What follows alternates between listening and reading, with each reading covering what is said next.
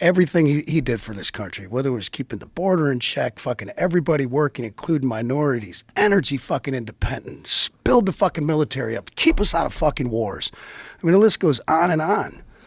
I think if people could look at it without his personality attached to it, they'd be able to see that. But that's one of the most amazing things the media has done, is they've turned a guy who was a celebrity, who was beloved. He was the host of The Celebrity Apprentice on NBC. Zelensky was a celebrity. Everyone puts him on the highest fucking pedestal. Like, oh, he's the greatest. Fucking, it's like, yeah. Well, that's confusing too, right? Super confusing. That whole thing when the left is calling for war, and the left wants war, that's like, what has happened to the world? Trump just said the smartest thing. Everything he says to me is fucking great, but smartest thing is like, we should not, I've kind of spoke about this with family and friends through the years, like, why do we keep getting into these wars, giving countries this fucking money, and we get nothing in return?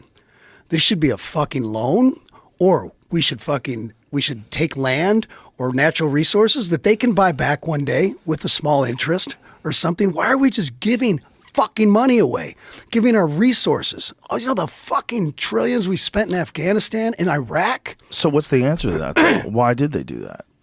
I have no fucking idea. I wish I had the answer. I'm not smart enough to know that. There's probably someone who could probably illuminate it for us. But what, like, does the debt matter? I don't understand how the debt fucking matters. I don't get it. National debt? Yeah. Everyone's always bitching about the debt, but we just fucking keep spending money. Like, no business survives like that. That's just common sense. But they keep doing it. I'm like, it must not matter because we have the biggest bomb. It's like trying to collect from the biggest bully in school. Like, hey, where's my $20? Like, I'll beat your ass. Like, okay, I'll get it next year.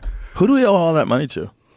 You know, they say China, they say this country, that. I'm like, imagine if China just bought America.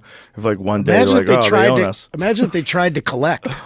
Look at all the people. USDebtClock.org. Oh my God! Look at how much money.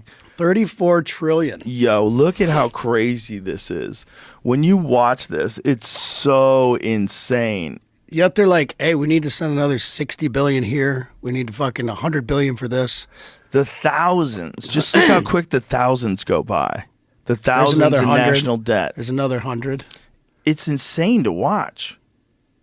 It's bananas. It's they got so that ticker weird. in New York City. Debt per citizen, $101,960. Debt per taxpayer, $265,178 per taxpayer.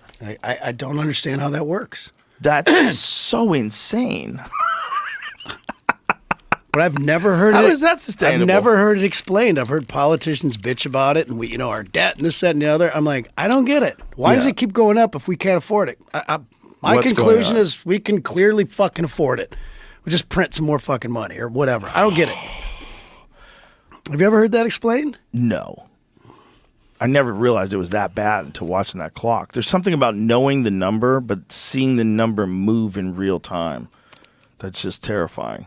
I don't understand how this makes sense. Okay, many people believe that much of U.S. national debt is owed to foreign countries like China and Japan, but the truth is that most of it is owed to Social Security and pension funds right here in the U.S. This means that U.S. citizens own most of the national debt. It's a fucking scam. It's a giant Ponzi scheme. It's a Ponzi scheme. It's a Ponzi scheme.